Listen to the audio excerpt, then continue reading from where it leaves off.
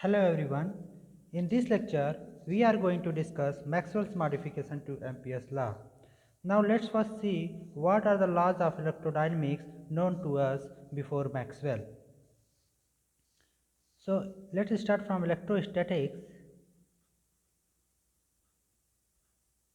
In electrostatics, we have encountered the following laws, that is divergence of E is equal to rho by epsilon naught and curl of E is equal to 0.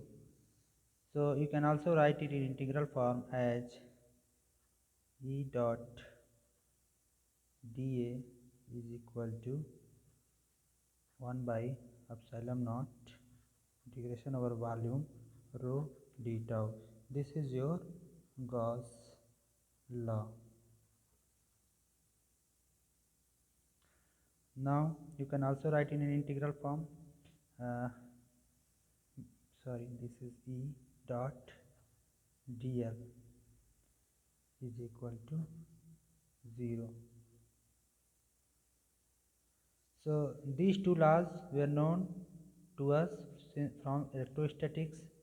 When we discussed magnetostatics, we encountered Ampere's law. Magnetostatics. In magnetostatics, we saw that divergence of B is 0. Okay, so you can express it as P dot dA is equal to 0, and curl of B is equal to mu 0 J. So you can also write in an integral form.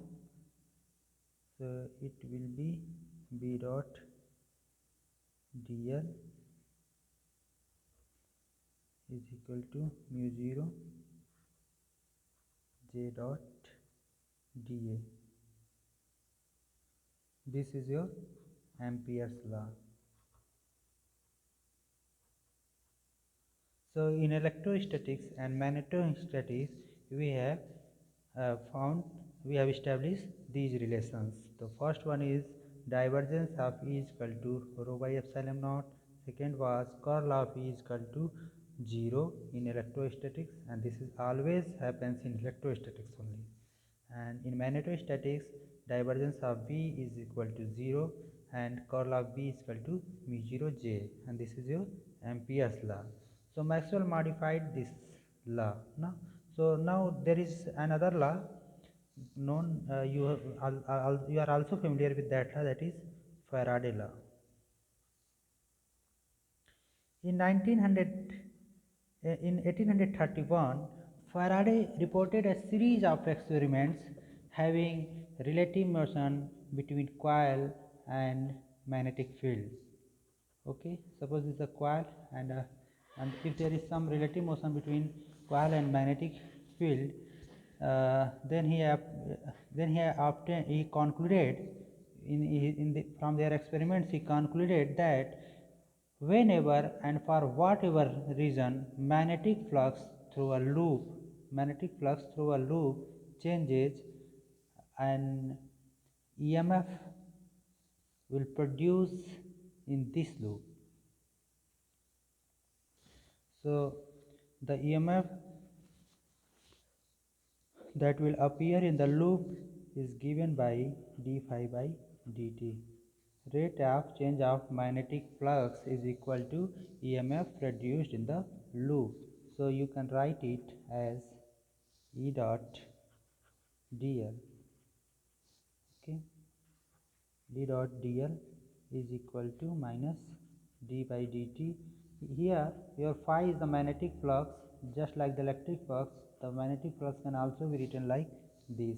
Okay, so you can write here v vector dot dA.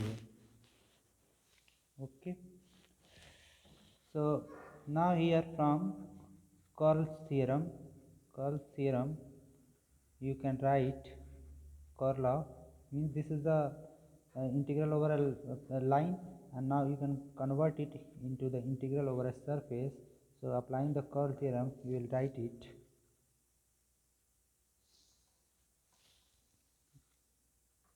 And on this side you can write del B by del T dot dA. So now you can equate the both sides as both are integrated over the surface. So you will have curl of E is equal to minus del B by del T. So this is your Faraday law.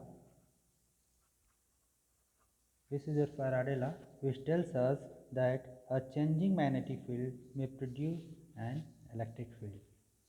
So curl of E was 0 in electrostatics, where the magnetic field was constant, but in the cases where magnetic field changes with time, curl of A need not be 0. So curl of E is equal to minus del B by del T, and this is your Faraday law. So this is your differential form of Faraday law. Like other laws, you can also express it in integral form. So you can write it E dot dl is equal to minus del B by del T dot dA with negative signs. So these two are Faraday law. One is in differential form and other is in integral form. So now before Maxwell, as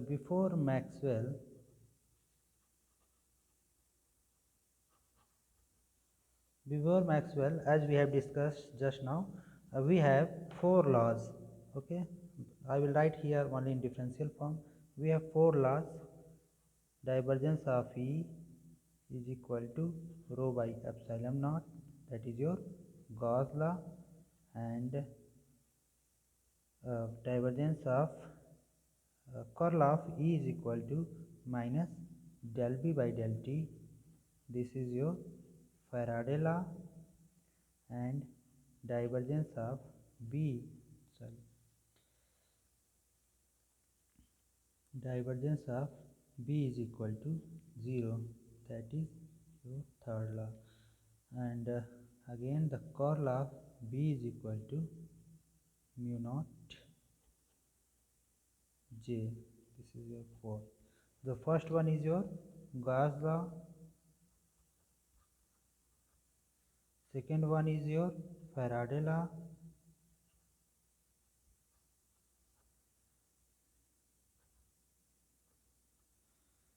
and third one no specific name is given, so no name. Sometime it is called Gauss law for magnetic field, but I will not give any name. Curl of B is equal to mu naught J is your Ampere's law.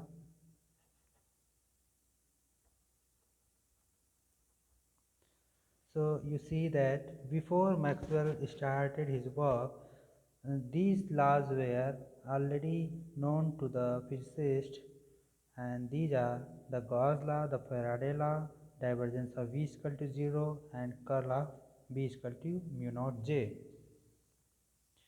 When Maxwell started his work, he found that these formulas are not consistent, means they are not mathematically correct. For example, they are not mathematically correct. For example, as we know from mathematics that divergence of curl is always 0. Okay, this is known to us from mathematics, that divergence of curl is always 0. So when Maxwell applied the divergence to these equations, equation number 2 and equation number 4, he found that equation number 4 is not mathematically correct for non-steady currents. Now let's see how Maxwell found that these equations are not mathematically correct. To see the inconsistency in equation number 2 and equation number 4, let us start with equation number 2. So from equation number 2, the curl of E is equal to minus del V by del T. Now take the curl of both sides. So let's start left hand side. So if you take, now let's take the divergence of the this equation. Okay, so LHS will be, left hand side will be divergence of curl of E, and you know that divergence of a curl is always 0, so left hand side is 0.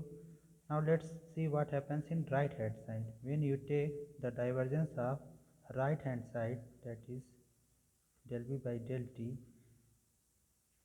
you will get del by del T minus divergence of B. Okay, now from equation number 3, you can put divergence of B is equal to 0, so right hand side is equal to 0. So you see that left hand side is equal to right hand side.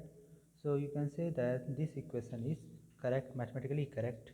But now when you take the divergence of equation number 4, so from equation number 4, so the equation number 4 is curl of B is equal to mu naught J. Now take the divergence of equation number 4. So you will get, let's start from left hand side. So divergence of curl of B. So you know that divergence of a curl is always 0.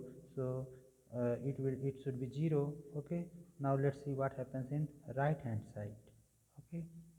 So in right hand side, when you take the divergence of mu 0 J, you will get mu 0 divergence of J. And you know that from continuity equation,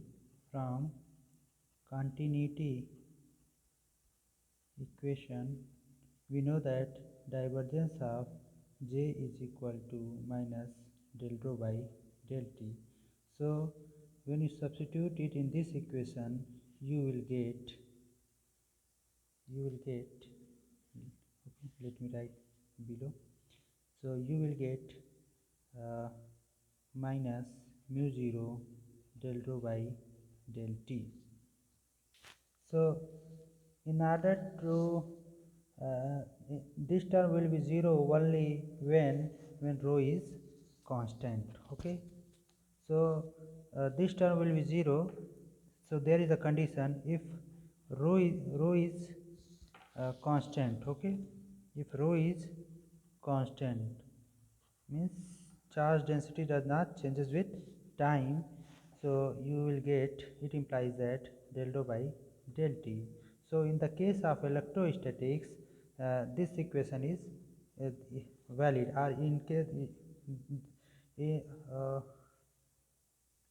but when rho is varying with time,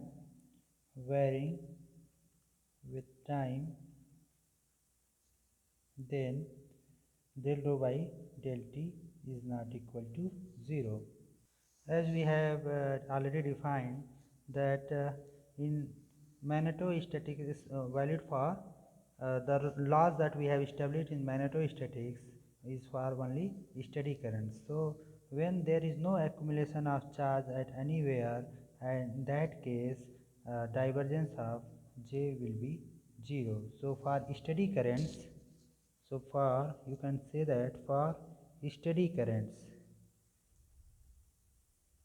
current means when there is no piling up of charge at any point, then in that case rho will be constant everywhere, and you can say that J is also, divergence of J is 0.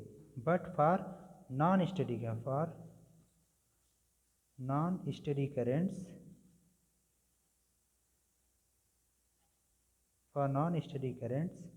divergence of J, rho is not constant, hence divergence of J is not necessarily be 0.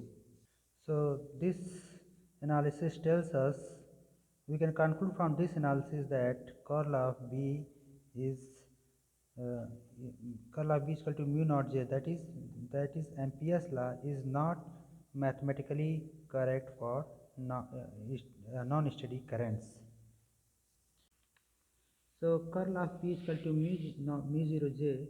So when we take the left hand side was 0 and right hand side was 0 only for steady current, and it was not 0 for non-steady current.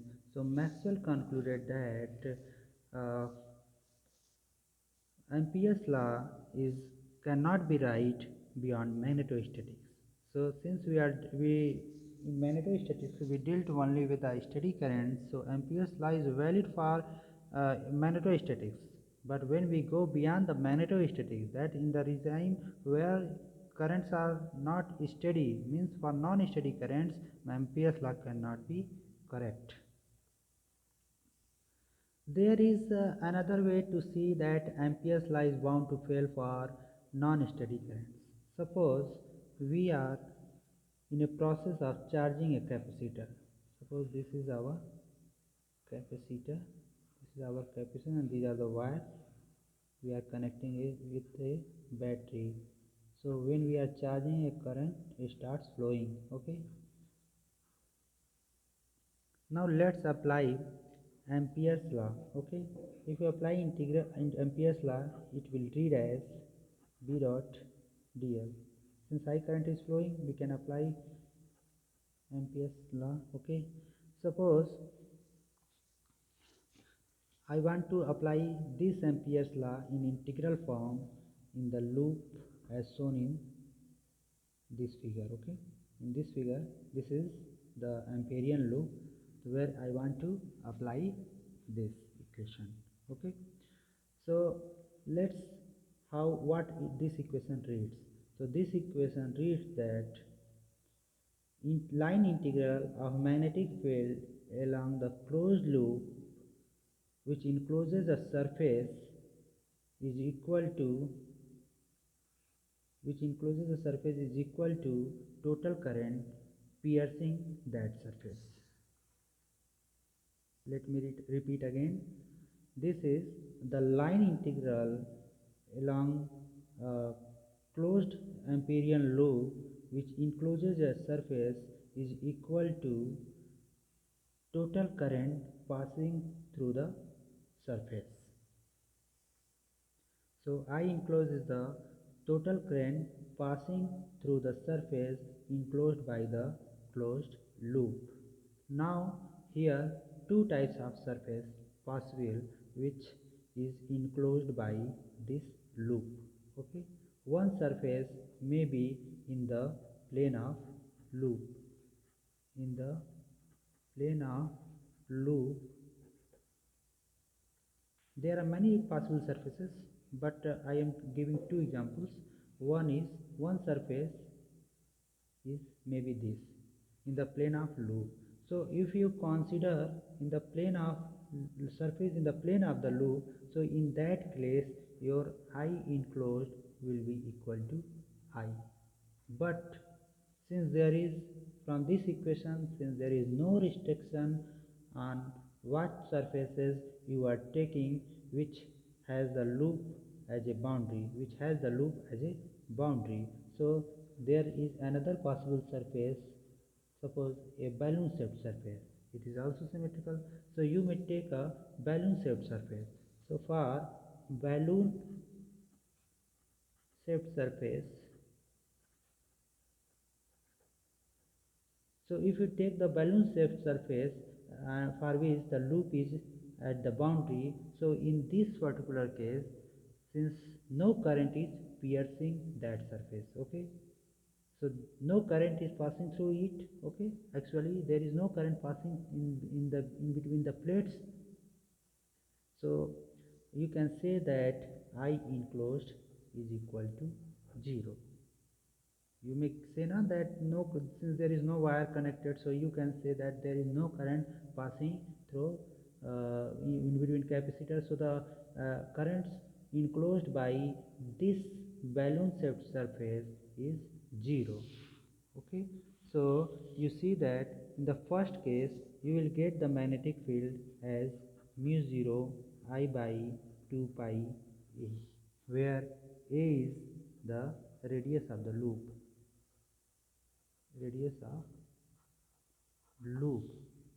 Okay, but in the second case, b is, since I enclosed is equal to 0, you will get b is equal to 0. So you see that depending upon the choice of your shape, surface, your Ampere's law gives two different results. In the first case you will get a magnetic field, but in the second case you will get no magnetic field. It means, but since there is always a magnetic field, but this shows that this equation is not mathematically correct. It means it needs some modification. So we never had this problem in magnetostatics because the actual conflict arises only when charges is piling up somewhere. In this case, charges is passing, but it accumulates at the surface of the capacitors. So when it accumulates at the surface of the capacitor, so it is the example of non-steady currents. So again we can conclude that Ampere's law in this form is cannot be right beyond magnetostatics, or you can say cannot be right for non-steady currents. So we have shown both mathematically and by giving one example that Ampere's law needs some modification. Now let's see how Maxwell fixed Ampere's law. So now the question is how to establish the Ampere's law. So how to correct this Ampere's law?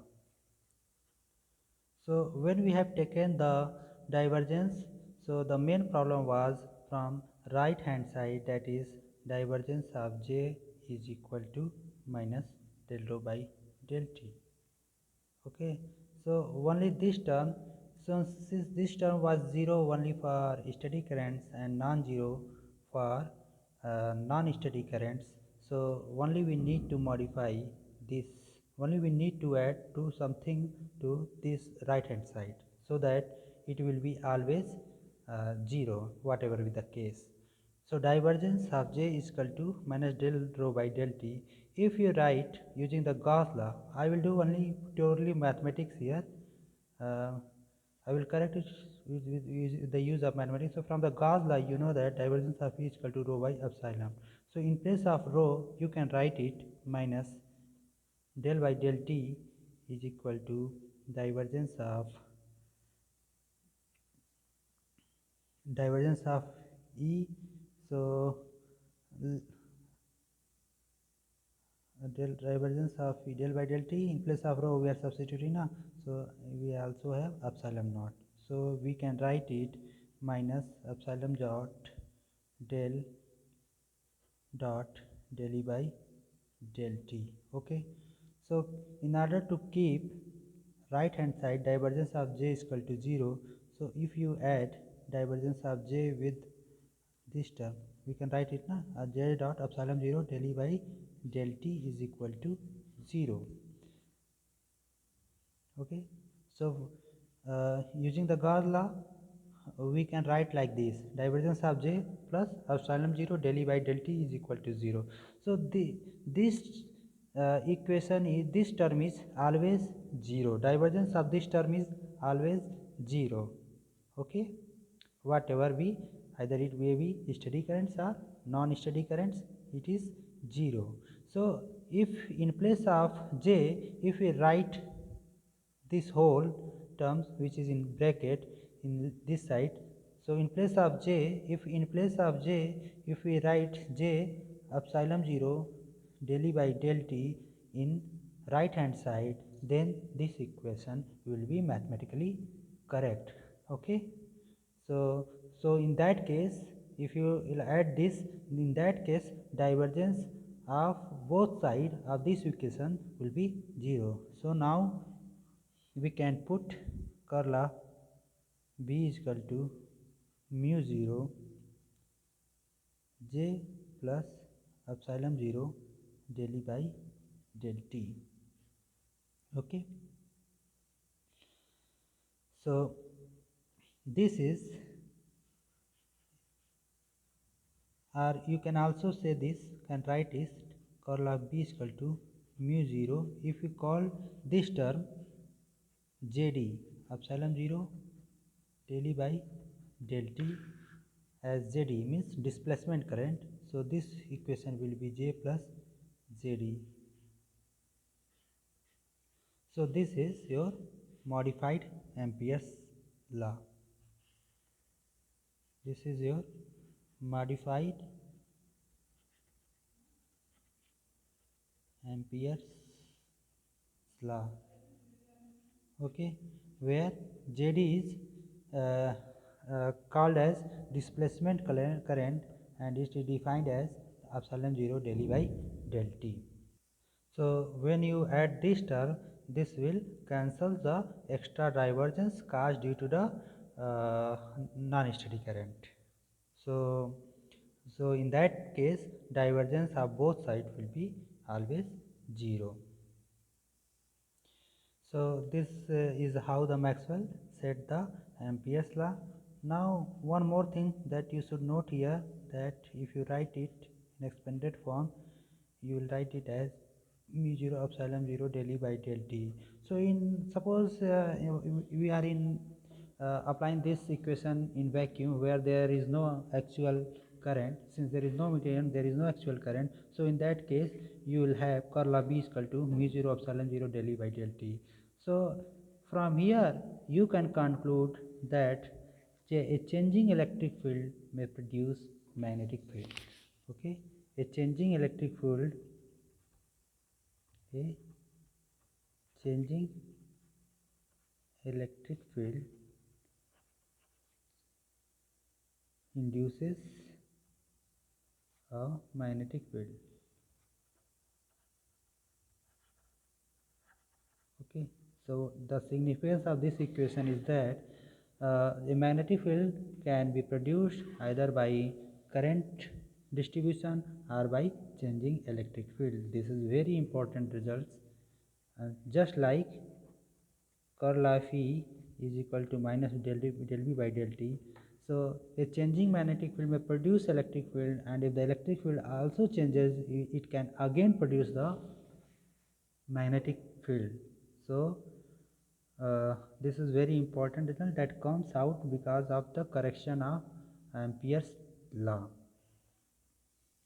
Now let's see how displacement current. So Maxwell added this displacement current in the Ampere's law. So your initial Ampere's law was curl of B is equal to mu 0 J. So Maxwell added JD. So Maxwell called it displacement current. Actually this term has nothing to do with the current except that we just added to J in Ampere's law. So Maxwell called it a displacement current. Now let's see, since we are talking about the charging of a capacitor, let's see how displacement current resolves the paradox of charging a capacitor. Okay, suppose this is your capacitor and you are charging. Okay, if you assume that when you are charging, so if plates are very close together, then the electric field between the capacitor can be given as sigma by epsilon 0. This is the electric field in between the capacitor. And what is sigma? Sigma is the surface charge density. So if total charge is q on this surface, then an area of this plate is a, so you can write it q sigma is equal to q by a. So your electric field will be equal to q epsilon 0 a, where q is the charge on the plate and a is the area.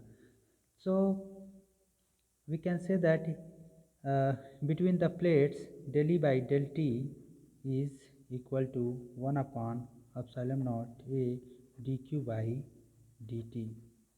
Okay, what is dq by dt? Dq by dt is actually your current. Epsilon 0 a I dq by dt is current. Now the modified Ampere's line integral form can read as B dot dl is equal to mu 0 I enclosed plus mu 0 epsilon 0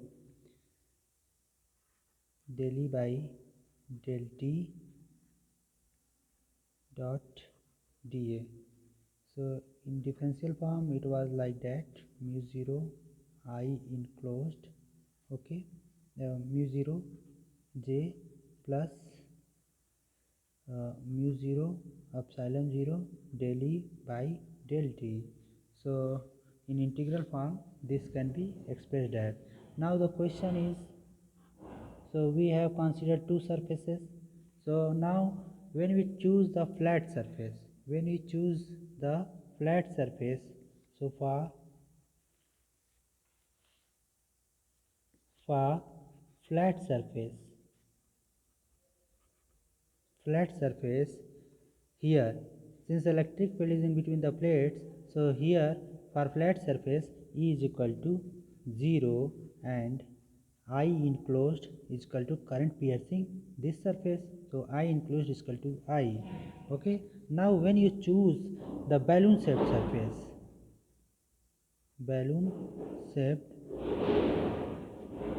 surface, in that case I enclosed. So when you choose balloon surface, so when you are charging the capacitor, no current is passing through this, so I enclosed is equal to 0. But I enclosed is equal to 0, but here the second, this term, okay, del E by del T is the second term, is that is your I displacement can be but the first term is 0, but the second term is can be written as mu 0 epsilon 0 del E by del T is, so for the balloon surface you have mu 0 epsilon 0 and del E by del T is 1 upon epsilon 0 by a I dot dA. If you integrate, so you will get epsilon naught epsilon will cancel and you will get again mu 0 I. Okay, if you don't take mu 0 here, since it is so you will get I again. So again your I enclosed will be I. So let me repeat again. So this is the modified Ampere's law. Okay, now when you want to calculate the magnetic field, so you may choose this surface. When you choose this surface, so in this particular case E is equal to 0, so this term will be equal to 0. Okay, for flat surface this term is equal to 0, and but this term will give I enclosed is equal to I. So you will have B dot dl is equal to I. Okay, mu 0 I, this expression. Now suppose you are using balloon shaped surface, in that case you will get bu dot balloon shaped surface, so this term will be 0. So first term will be 0, but second term will be equal to del E by del T dot dA. Okay, so del E by del T is your mu 0 epsilon 0 del E by del T is your 1 by epsilon 0 a I dot dA. Okay, if you integrate it I by a, so you will get epsilon 0 will cancel, and you will get again mu 0, since a is the area, and if you integrate it, it will be same, so you will get mu 0 I. So in second case you will also have the expression mu 0 I. So whatever the surface we choose, uh, either the surface in the plane of the loop or balloon shaped surface, we are getting the same result. So this is how the paradox of charging a capacitor can be explained using the modified Ampere's law. So now let's stop here.